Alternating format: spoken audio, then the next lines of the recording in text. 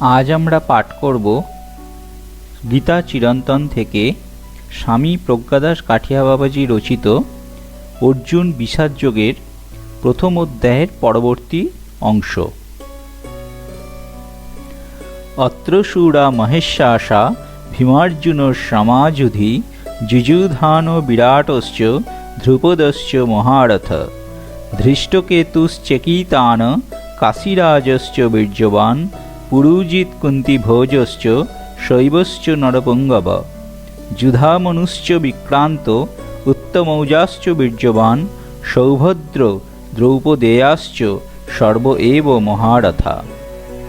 অর্থাৎ যুদ্ধে পাণ্ডব সৈন্যদলে মহাধনুর্ধারী ভীম, অর্জুনের ন্যায় বীর যোদ্ধা আছেন যুযুধান, সাত্যকী, মহারথী বিরাট এবং ধ্রুপদ, আছেন ধৃষ্টকেতু, চেকিতান, বীর্যবান কাশীরাজ, আরও আছেন পুরুজিৎ, কুন্তিভোজ, নরশ্রেষ্ঠ, শৈব, আছেন পরাক্রমী যুধামনু এবং বীর্যবান উত্তমৌজা, দ্রৌপদীর 5 পুত্র আর অভিমন্যু, ইহারা সকলেই মহারথী।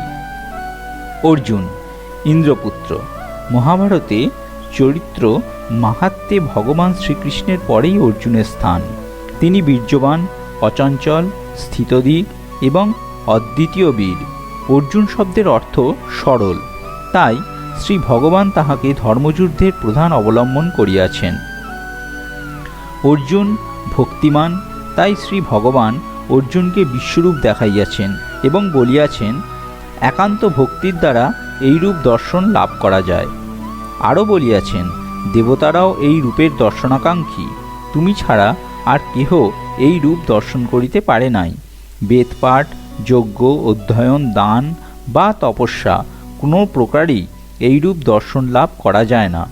গীতায় আমরা দেখি শ্রী ভগবান অর্জুনকে বারবার তুমি আমার খুব প্রিয়, তুমি অনুসূয় প্রভৃতি প্রশংসা বাক্য বলিয়াছেন। অর্জুনের মুখ হইতে আমরা বিশেষ করিয়া 11 অধ্যায়ে ভগবানের অপূর্ব স্তুতি শুনিয়াছি। অর্জুন ছিলেন নরঋষির অবতার। অর্জুনের জন্ম মুহূর্তে দৈববাণী শোনা যায়। জামদগ্ন সম কুন্তি বিষ্ণুতুল্য পরাক্রম এষ বীর্যবতাং শ্রেষ্ঠ ভবিষ্যতি মহাযশা। অর্থাৎ হে কুন্তি, এই পুত্র পরশুরামের ন্যায় তেজস্বী, বিষ্ণুর সমান পরাক্রমশালী, বীরগণের মধ্যে শ্রেষ্ঠ এবং অতিশয় যশস্বী হইবেন। অর্জুন আদর্শ চরিত্রবান। স্বর্গে উর্বশীর প্রেম যাচনাকে তিনি অবচলিত চিত্তে প্রত্যাখ্যান করিতে পারিয়াছেন। অর্জুন সত্যবাদী। মহাপ্রস্থানের পথে অর্জুনের পতন হইলে ভীম বলিয়াছিলেন যে অর্জুন পরিহাস ছলেও কোনোদিন মিথ্যা বলেননি। বীর যোদ্ধাদের নিকট অর্জুন চিরকালের আদর্শ। মহাদেবকেও তিনি যুদ্ধে সন্তুষ্ট করিয়াছিলেন। এই ক্ষুদ্র পরিসরে অর্জুনের সম্পূর্ণ পরিচয় দেওয়া যাইবে না। ভীম মধ্যম পাণ্ডব, আদর্শ ক্ষত্রিয়, পবনপুত্র। কুরুক্ষেত্রের যুদ্ধে যখন কর্ণ নারায়ণ অস্ত্রের প্রয়োগ করেন, তখন ভগবান শ্রীকৃষ্ণ পাণ্ডব সৈন্যদলের সকলকে বলেন পিছন ফিরে দাঁড়াইতে। শ্রী ভগবানের নির্দেশে সকলে পিছন ফিরে দাঁড়ান, কিন্তু মধ্যম পাণ্ডব ভীম তাহা করেন না, কারণ আদর্শ ক্ষত্রিয়ের ধর্ম যুদ্ধে পিঠ না দেখানো। তিনি মরিয়া যাইবেন, কিন্তু নিজের ধর্ম ত্যাগ করিবেন না।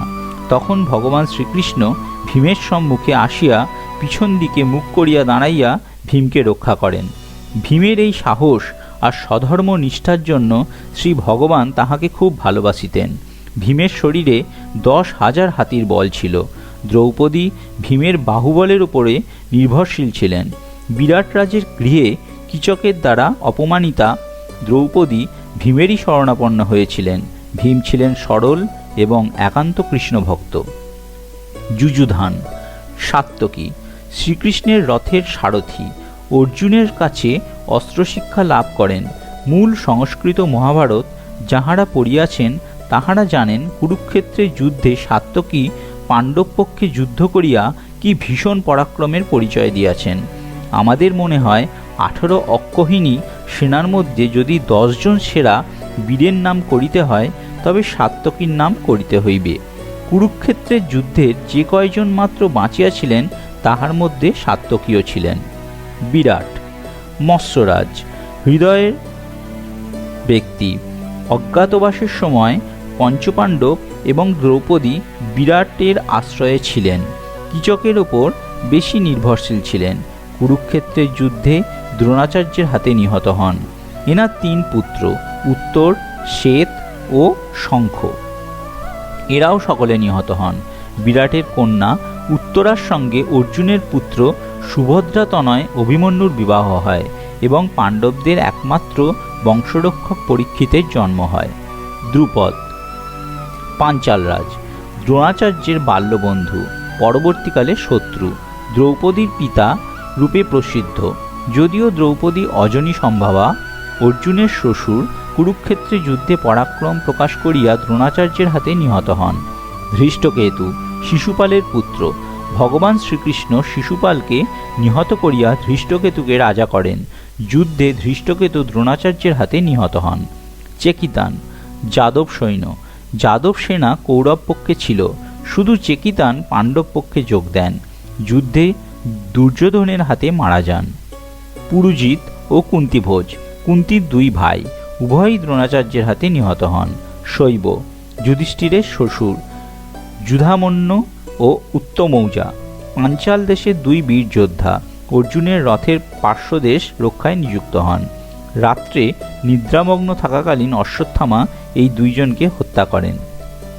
সৌভদ্র, সুভদ্রাতনয়, 16 বৎসর বয়সে যুদ্ধে বড় বড় মহারথীকে বিপর্যস্ত করিয়া ইতিহাস সৃষ্টি করেন।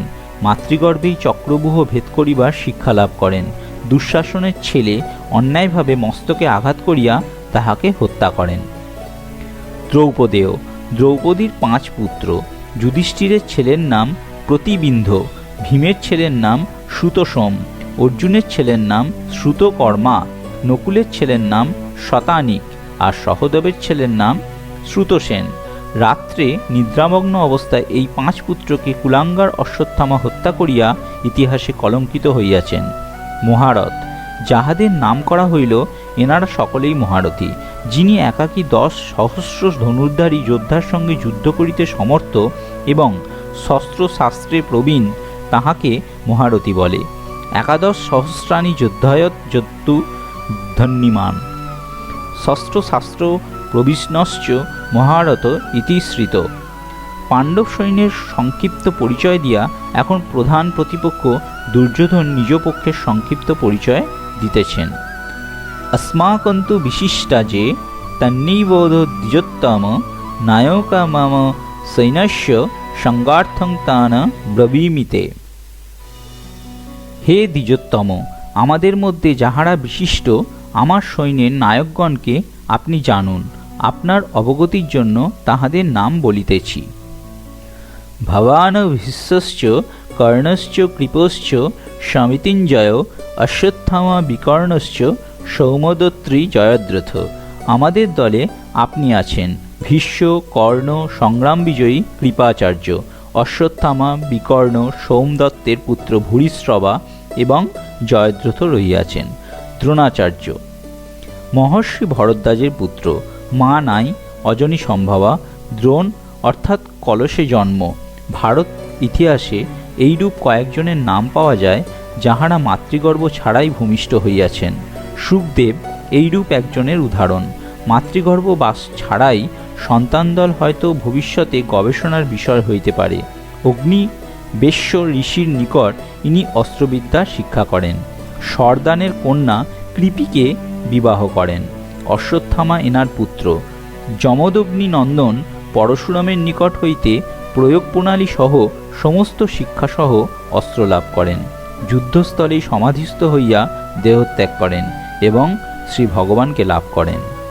ভীষ্ম, গঙ্গাপুত্র, শান্তনুনন্দন, আজন্ম ব্রহ্মচারী, হস্তিনাপুরের সিংহাসনের একনিষ্ঠ রক্ষক, অদ্বিতীয় যোদ্ধা, জ্ঞানীশ্রেষ্ঠ, পরম কৃষ্ণভক্ত, পিতার নিকট হইতে ইচ্ছামৃত্যুর বর প্রাপ্ত। ষড়শয্যায় 58 দিন ছিলেন এবং সেই অবস্থায় গোটা বিশ্বকে শ্রেষ্ঠ জ্ঞান, যাহা মহাভারতে শান্তিপর্ব নামে খ্যাত, তাহা উপহার দিয়ে যান এবং শ্রী ভগবানের স্তুতি, যাহা ভীষ্মস্তব রাজ নামে খ্যাত, তাহা করিতে করিতে দেহত্যাগ করেন। 3139 খ্রিস্টপূর্বাব্দের 15ই জানুয়ারি তাহার মৃত্যু হয়। উত্তরায়ণে তাহার মৃত্যু হয়। ভক্তের ভগবান শ্রীকৃষ্ণ তাহার জন্যই নিজের প্রতিজ্ঞা ভঙ্গ করিয়া যুদ্ধক্ষেত্রে অস্ত্র ধারণ করেন। এইসব মহামানবের কথা স্মরণ হইলে আমরা অবাক হইয়া যাই যে ভারতে একসঙ্গে শক্তিচর্চা এবং আধ্যাত্মিক জ্ঞানচর্চা কোথায় পৌঁছাইয়াছিল। আমাদের মনে হয় ইহা যেন সর্বকালের এবং সর্বদেশের পরাকাষ্ঠা। কর্ণ কুন্তিপুত্র, সূর্যনন্দন, সুরবীর ও দানবীর, আত্মাভিমানী অভিশপ্ত, পরশুরামের নিকট পরিচয় গোপন করিয়া বিদ্যাগ্রহণ করায় অভিশাপ পাইয়াছিলেন। জীবনের সবচেয়ে প্রয়োজনের সময়ে এই বিদ্যা কাজে আসবে না। এক ব্রাহ্মণের গোহত্যা করায় অভিশাপপ্রাপ্ত হইয়াছিলেন, যে জীবনের সর্বপ্রধান যুদ্ধে রথের চাকা মেদিনী গ্রাস করবে। ভরা সভায় দ্রৌপদীকে লাঞ্ছিত করায় নিজের পৌরুষের প্রতি অমর্যাদা করিয়াছেন। ঘোষযাত্রা, বিরাট রাজের গোধন চুরি প্রভৃতি চরিত্রের অন্ধকার দিক। ভগবৎ বাক্য অবহেলা করিয়া অসৎসঙ্গ ভজনার কি পরিণাম, তাহার দৃষ্টান্ত কর্ণ। পিতা সূর্যদেব তাহাকে দুর্যোধনের সঙ্গ ত্যাগ করিতে বলিয়াছেন। এত গুণ থাকা সত্ত্বেও তাহা মহৎ কল্যাণে লাগেনি। অভিমানী তাহার পতনের কারণ। দ্রৌপদীকে বিবস্ত্র করার আদেশ দুঃশাসনকে কর্ণই দিয়েছিলেন এবং নিজের সমস্ত গুণের ওপর কালিমালিপ্ত করিয়াছিলেন। তাই ধর্মের নিষ্ঠুর আঘাত তাহার উপর নামিয়া আসিয়াছে। ধর্মের বিরুদ্ধে যাইয়া যে যত শক্তিশালী হন, তিনি রেহাই পান না। বিকর্ণ ধৃতরাষ্ট্র নন্দন, ধার্মিক। ভরা সভায় যখন দ্রৌপদীর অপমান হইতেছিল, তখন ভীষ্ম, দ্রোণ, কৃপাচার্যের মতো পুরুষরা চুপ করিয়াছিলেন। তখন একমাত্র বিকর্ণ প্রতিবাদ করিয়াছিলেন। ভারত ইতিহাসের ইহা সবচেয়ে কলঙ্কময় দিন। একজন অসহায় নারী সভায় করুণ বিলাপ করিতে করিতে সকলের পায়ে পড়িতেছে, তখন ভীষ্ম, দ্রোণাচার্যের মতো বীরেরা ধর্মের ভ্রান্ত ব্যাখ্যা দিয়া নীরব হইয়া রহিয়াছেন। কপট দূতে যুধিষ্ঠির পরাজিত হইলে দুর্যোধন বিদুরকে আদেশ করিলেন, যান, পাণ্ডবদের প্রিয়তমা মহিষী দ্রৌপদীকে এখানে লইয়া আসুন, সে এখন আমাদের কৃতদাসী হইয়াছে।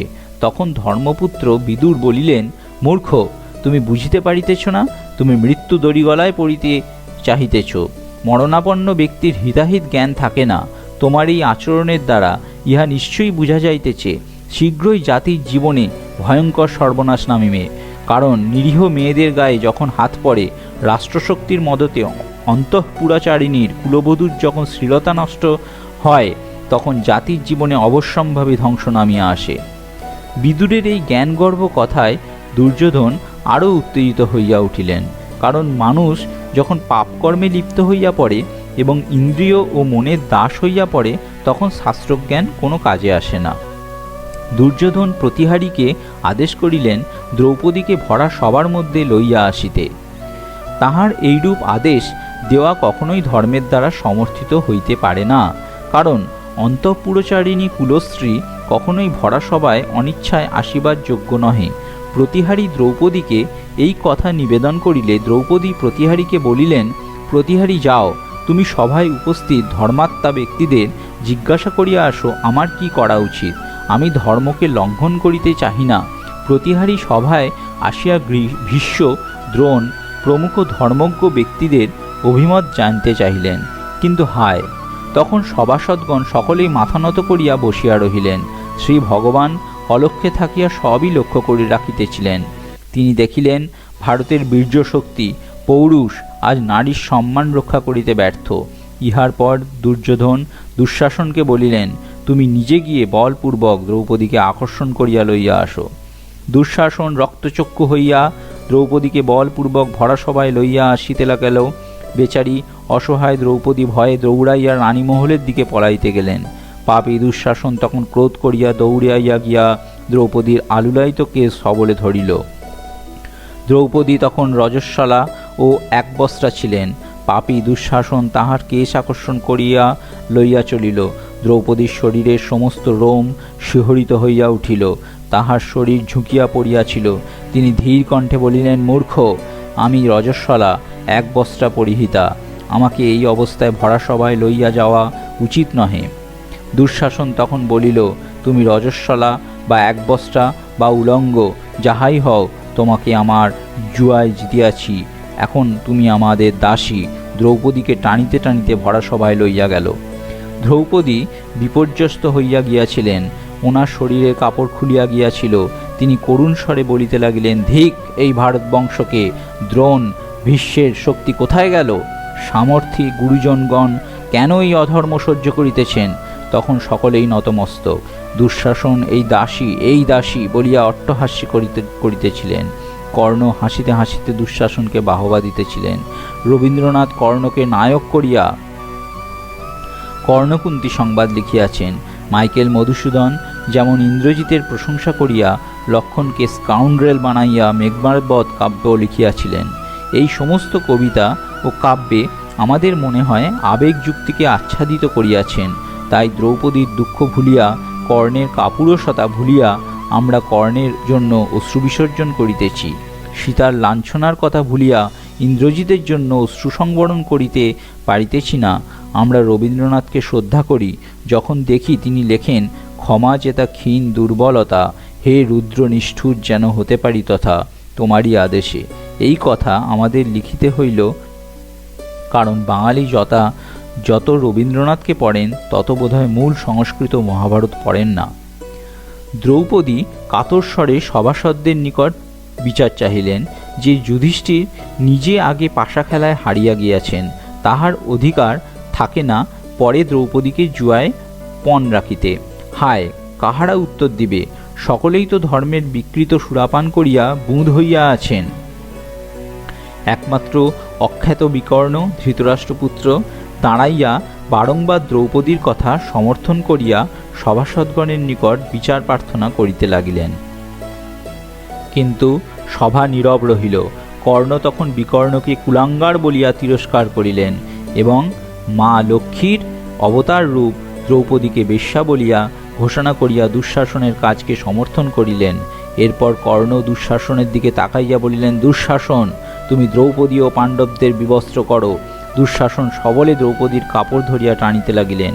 এক নিরীহ ধর্মপরায়ণা নারীর উপর অত্যাচার কোন পর্যায়ে পৌঁছাইয়াছিল পাঠক দয়া করিয়া লক্ষ্য করুন। কেন কুরুক্ষেত্রের প্রান্তরে অত রক্ত ঝরিয়াছিল? কেন ভগবান শ্রীকৃষ্ণ যুদ্ধ করিবার জন্য অর্জুনকে উত্তেজিত করিয়াছিলেন? কেন শ্রী ভগবানকে গীতা বলিতে হইয়াছিল? দেশি বিদেশি কোনো ব্যক্তি যেন অহিংসা ধর্মের দোহাই দিয়া শ্রী ভগবানের কার্যের সমালোচনা না করেন। তখন দ্রৌপদী কাতর স্বরে শ্রী ভগবানকে ডাকিতে লাগিলেন। আমাদের শেষ হল অর্জুন বিষাদ যোগের প্রথম অধ্যায়ের দ্বিতীয় পর্ব। ওম নমো ভগবতে বাসুদেবায়।